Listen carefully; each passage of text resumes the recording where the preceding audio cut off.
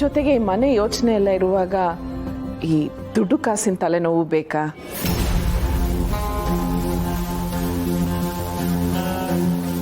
ಮನೆಗೋಸ್ಕರ ಶಾರ್ವರಿಯವರು ತುಂಬಾ ದುಡ್ದಿದ್ದಾರೆ. ಇನ್ನೂ ಅವ್ರನ್ನ ದುಡಿಸ್ಕೊಳ್ಳೋದಕ್ಕೆ ನಿಮ್ಗೆಲ್ರಿಗೂ ಹೇಗೆ ಮನ್ಸಾದ್ರೂ ಬರುತ್ತೆ? ಸರಿಯಾಗಿ ಹೇಳಿದ್ರಿ ಅದಕ್ಕೆ. ನನಗೂ ನನ್ನ ಹೆಂಡತಿ ಬಗ್ಗೆ ಕನಕರ ಅನ್ಸುತ್ತೆ. ಆದ್ರೆ ಇವ್ರುಗಳಿಗೆ ಯಾರಿಗೂ ಆ ಯೋಚನೆನೇ ಇಲ್ವಲ್ಲ.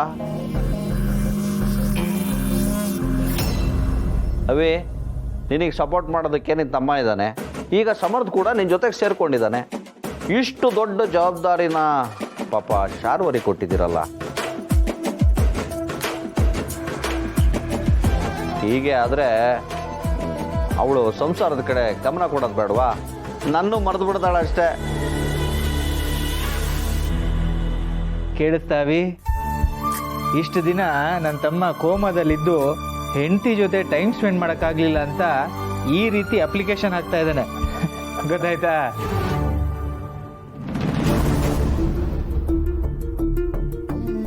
ನನಗೆ ಅರ್ಥ ಆಗ್ತಿದೆ ಚಿಕ್ಕಪ್ಪ. ಚಿಕ್ಕಮ್ಮ ದುಡ್ಡು ಕಾಸಿನ ವ್ಯವಹಾರ ನೋಡ್ಕೊಂಡ್ರೆ ನಾವೆಲ್ಲರೂ ಕೂಲಾಗಿರ್ಬೋದು ಅನ್ಕೊಂಡೆ. ಇದೇ ನೀವು ಮಾಡ್ತಿರೋ ತಪ್ಪು. ಜವಾಬ್ದಾರಿ ತಗೊಳ್ಳೋದಕ್ಕೆ ಹಿಂಜರಿಬಾರ್ದು.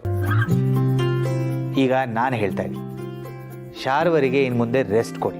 ಅವಳು ಆರಾಮಾಗಿ ಮನೇಲಿರಲಿ. ಸಮಾಜ ಸೇವೆ, ಲೇಡೀಸ್ ಕ್ಲಬ್ ಅಂತ ನೆಮ್ಮದಿಯಾಗಿ ಓಡಾಡ್ಕೊಂಡಿರಲಿ.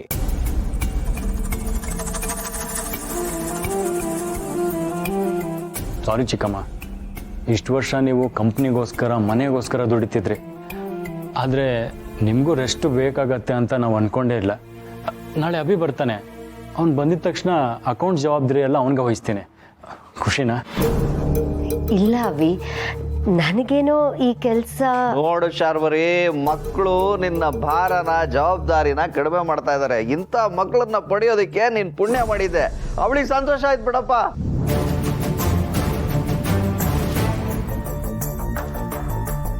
ಅವಳಿನ ಮೇಲೆ ನನ್ನ ಜೊತೆ ಕಾಲ ಕಳ್ಕೊಂಡಿರ್ತಾಳೆ. ಥ್ಯಾಂಕ್ಸ್ ಹೇಳು ಶಾರ್ವರಿ. ಥ್ಯಾಂಕ್ಸ್ ಅವಿ. ಥ್ಯಾಂಕ್ಸ್ ಅದಕ್ಕೆ. ಥ್ಯಾಂಕ್ಸ್ ಹೇಳು.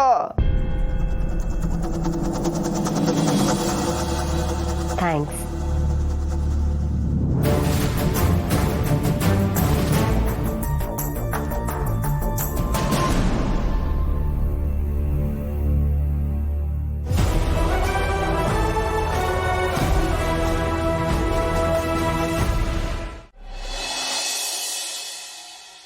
ನಿಮಗೆ ನನ್ನನ್ನು ಬಿಟ್ಟು ಒಂದು ನಿಮಿಷನೂ ಇರೋಕ್ಕಾಗದೇ ಇಲ್ವಾ? ಆಗಲ್ಲ. ನಿಮ್ಗೆ ಏನಾದರೂ ಬೇಕು ಅಂದ್ರೆ ನೀವೇ ತಗೋಬೋದಲ್ವಾ? ನೀವೇನು ಚಿಕ್ಕ ಮಗುನ ಎಲ್ಲ ವಸ್ತುನು ಕೈ ಕೊಟ್ಟು ರೆಡಿ ಮಾಡಿ ಕಳಿಸ್ಬೇಕಾ? ಈಗ ಏನು ಬೇಕು ನಿಮಗೆ? ನನಗೆ ನೀನೇ ಬೇಕು. ಸುಮ್ಮನೆ ಹುಡುಗಾಟ ಆಡ್ಬಿಡಿ, ನಂಗಲ್ಲಿ ತುಂಬ ಕೆಲಸ ಇದೆ. ಅಯ್ಯೋ ದೇವ್ರೆ, ಹುಡುಗಾಟ ಆಡ್ತಿರೋದು ಯಾರೋ? ಇದ್ದಕ್ಕಿದ್ದಾಗೆ ಬಂದು ನನ್ನ ಮೇಲೆ ಆಟಾಡ್ತಿದ್ಯಾ? ಅಂತ ತಪ್ಪು ನಾನೇನು ಮಾಡಿದ್ದೀನಿ? ಮತ್ತೆ ನೀವ್ಯಾಕೆ ನನ್ನನ್ನು ಕರೆದ್ರಿ? ನಾನು ಅಡುಗೆ ಮಾಡ್ತಾ ಇದ್ದೆ. ಕರೆದ್ನಾ? ನಾನಾ? ಯಾರು ಹೇಳಿದ್ದು? ಅತ್ತೆ ಹೇಳಿದ್ರು, ಅವಿ ಕರಿತಿದ್ದಾನೆ ಹೋಗು ಅಂತ.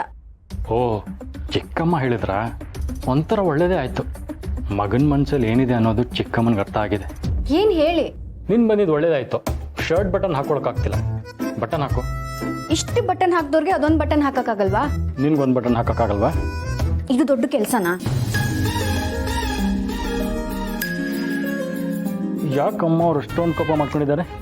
ಗಂಡನ್ನ ಆಫೀಸ್ ಕಳ್ಸೋವಾಗ ಹೆಂಡತಿ ನಗ್ನಗ್ತಾ ಇರಬೇಕು. ಅದು ಹಾಗಲ್ಲ ರೀ. ನಾನು ಟಿಫನ್ಗೆ ರೆಡಿ ಮಾಡ್ತಿದ್ದೆ, ನೀವು ಹೀಗೆ ಕರೆದ್ರಿ ಅಂತ ಓಡ್ ಬಂದೆ. ಇವತ್ತು ಅತ್ತೆನೇ ಟಿಫನ್ ರೆಡಿ ಮಾಡ್ತಿದ್ದಾರೆ. ಓ, ಚಿಕ್ಕಮ್ಮ ತಿಂಡಿ ರೆಡಿ ಮಾಡ್ತಿದ್ದಾರಾ? ಸೂಪರ್. ಅಪರೂಪಕ್ಕೆ ಅವ್ರ ಕೈ ರುಚಿ ತಿನ್ಬೋದು.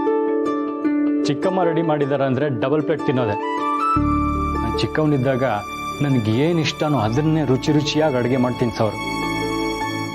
ನೀನು ಇಲ್ಲಿಗೆ ಬಂದಿದ್ದು ಒಂದು ಖುಷಿ ಅಂದರೆ ಚಿಕ್ಕಮ್ಮ ಅಡುಗೆ ಮಾಡ್ತಿರೋದು ಡಬಲ್ ಖುಷಿ. ನಿಮಗೆ ಚಿಕ್ಕಮ್ಮ ಅಂದರೆ ಎಷ್ಟು ಇಷ್ಟ ಅಂತ ನನಗೆ ಗೊತ್ತು. ಹಾಗೆ ನಾನು ಮಾಡಿರೋ ಅಡುಗೆ ನಿಮಗೆ ಬೇಜಾರು ಬಂದಿದೆ ಅಂತಲೂ ಗೊತ್ತು. ಬನ್ನಿ ತಿನ್ನೋರಂತ.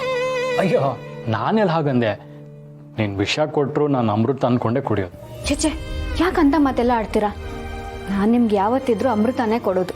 ಯಾಕೆ ನೊಂದ್ಕೋತೀಯ ಪುಣ್ಯ? ನಾನು ಬರೀ ಮಾತಿಗೆ ಹೇಳಿದೆ ಅಷ್ಟೆ. ನನಗೆ ವಿಷ ಕೊಡೋ ಅಂಥ ಮನುಷ್ಯ ಈ ಮನೇಲಿ ಯಾರಿಗಿರಕ್ಕೆ ಸಾಧ್ಯ?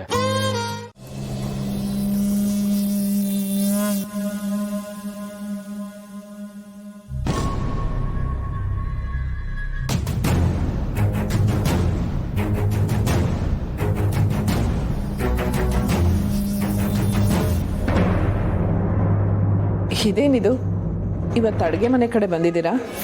ಹೌದು, ನೆನ್ನೆ ಅಷ್ಟೆಲ್ಲ ಮಾತಾಡಿ ನನ್ನ ಹೆಗಲ ಮೇಲಿದ್ದ ಜವಾಬ್ದಾರಿನ ಕಮ್ಮಿ ಮಾಡಿದ್ಯಲ್ಲ, ಅದಕ್ಕೆ ಇನ್ನು ಮುಂದೆ ಅಡುಗೆ ಮಾಡೋಣ ಅನ್ಕೊಂಡೆ. ಆದ್ರೆ ಅಷ್ಟೆಲ್ಲ ಆಗಿದ್ದಕ್ಕೆ ನೀನೇ ಗೆದ್ದೆ ಅಂತ ಬೀಗ್ಬೇಡ. ಈ ಶಾರ್ವರಿ ಏನು ಅಂತ ನಿನಗಿನ್ನೂ ಗೊತ್ತಿಲ್ಲ, ಈಗ ಗೊತ್ತಾಗತ್ತೆ.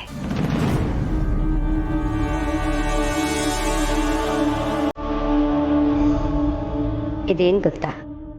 ಪಾಯ್ಸನ್, ವಿಷ.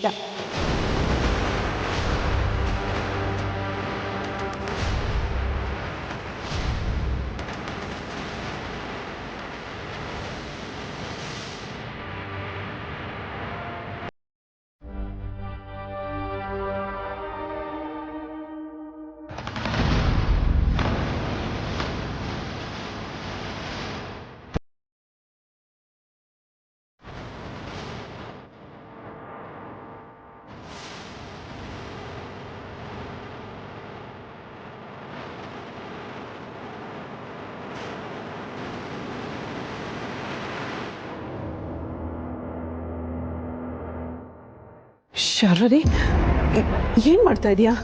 ತಿನ್ನೋ ಅನ್ನಕ್ಕೆ ವಿಷ ಬೆರೆಸ್ತಿದ್ದೀನಿ. ಇದಕ್ಕಿಂತ ಕ್ಲಿಯರ್ ಆಗಿ ಯಾರಾದರೂ ಹೇಳಕ್ಕಾಗತ್ತಾ?